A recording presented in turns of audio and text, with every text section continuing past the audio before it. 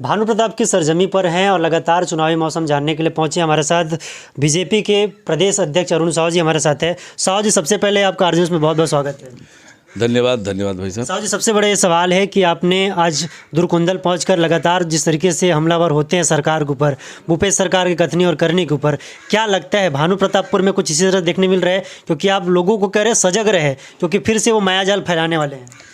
निश्चित रूप से कि जिस प्रकार से 2018 में बड़े बड़े वायदे कांग्रेस अध्यक्ष के रूप में भूपेश बघेल जी ने किया और एक भी वादा आज तक पूरा नहीं किया। 4 साल से अधिक का समय बीता जा रहा है, एक भी वादा जन घोषणा पत्र का पूरा नहीं हुआ और आज छत्तीसगढ़ की जनता अपने आप को ठगा हुआ महसूस कर रही है। हर वर्ग को ठगने का काम राज्य की कांग्रेस सरकार ने किया है, चाहे वो आदिवासी समाज हो, पिछड़ा वर्ग समाज हो, किसान हो, युवा हो, माताएं बहनें हों, बुजुर्ग हों, राज्य के अधिकारी कर्मचारी हों, सभी वर्ग को ठगने का काम इस सरकार ने किया है। आज छत्तीसगढ़ में जिस प्रकार से भ्रष्टाचार का गढ़ बन गया है, अपराध का गढ़ बन गया है, जिस प्रकार से माफियाओं का राज छत्तीसगढ़ में हो गया है, कोल माफिया, खान माफिया, शराब माफिया, रेत माफिया, सीमेंट माफिया, धान माफिया, चावल माफिया, ऐसे माफियाओं का राज छत्तीसगढ़ आज हो गया है और आज छत्तीसगढ़ की जनता परेशान है और छत्तीसगढ़ की जनता में कांग्रेस सरकार को लेकर आक्रोश है। इस सरकार से जल्दी छुटकारा पाना चाहती है और निश्चित रूप से भानु प्रतापपुर में जिस प्रकार से पिछले 4 वर्षों में विकास के कोई काम नहीं हुए हैं और जिस प्रकार से भानु प्रतापपुर की जनता आज परेशान है, आदिवासी हों, किसान हों, पिछड़ा वर्ग के लोग हों,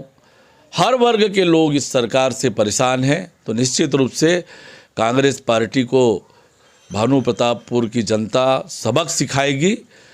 और 5 दिसंबर को कमल का बटन दबाकर भारतीय जनता पार्टी को जिताएगी। कल की बात करें तो लगातार जिस तरीके से आरक्षण मामले को लेकर मंत्री कवासी लखमा के जो भाषण है, सभा है, उसको रोकने का कोशिश किया गया, भूपेश बघेल मुर्दाबाद के नारे लगे, इसको किस तरह, क्योंकि लगातार क्या लगता है जिस मामले को आप लोग लगातार उठाते रहे, उस मामले पर कांग्रेस अब घिरती नजर आ रही है आदिवासी क्षेत्र में? निश्चित रूप से अब जनता को समझ में आ गया है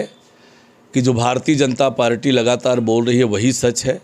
कांग्रेस के नेता झूठ बोल रहे थे, आज वास्तव में यही स्थिति है, ये वही सच है।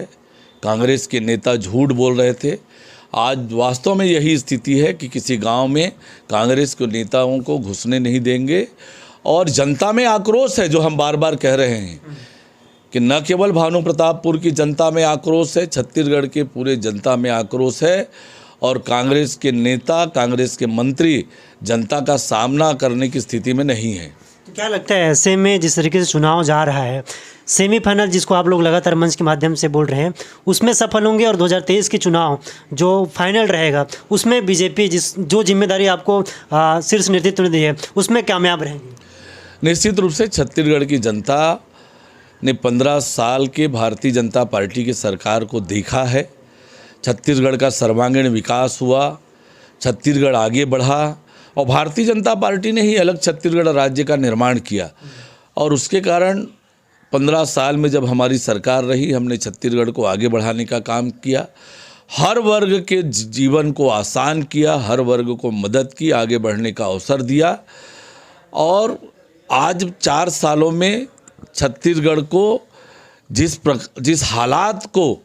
पैदा कर दिया है राज्य की कांग्रेस सरकार ने, तो निश्चित रूप से छत्तीसगढ़ की जनता ये बात समझ रही है कि छत्तीसगढ़ का भविष्य केवल भारतीय जनता पार्टी के हाथों में सुरक्षित रहेगा। छत्तीसगढ़ का विकास केवल भारतीय जनता पार्टी कर सकती है और इसलिए न केवल भानु प्रतापपुर विधानसभा का उपचुनाव भारतीय जनता पार्टी जीतेगी, बल्कि 2023 में भी भारतीय जनता पार्टी की सरकार बनेगी। एक आखिरी सवाल है, जिस तरह से आप हर मंच से बूथ के कार्यकर्ताओं से सीधा संपर्क संवाद करें कि स्थिति क्या है, क्या लगता है बूथ मजबूत है, भानु प्रतापपुर मजबूत है बीजेपी के लिए? निश्चित रूप से पूरे छत्तीसगढ़ में भारतीय जनता पार्टी का संगठन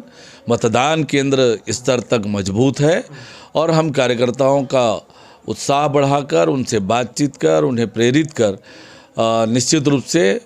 कार्यकर्ताओं की मेहनत से हम इस चुनाव को जीतेंगे। ठीक है, तो ये थे हमारे साथ प्रदेश अध्यक्ष बीजेपी के अरुण साहू, जिनका साफ तौर पर कहना है बूथ मजबूत है, इसके साथ साथ भानु प्रतापपुर बीजेपी के लिए मजबूत है। आरक्षण मामले पर कांग्रेस घिरती जा रही है, इस कारण जगह जगह उनका विरोध होते हुए दिख रही है। अब आने वाले समय में पता चलेगा कितना बूथ मजबूत है, क्योंकि लगातार अब जो पार्टी के नेता है वो अब ग्राउंड पर उतर चुके हैं और चुनावी मौसम एक नया करवट ले रहा है।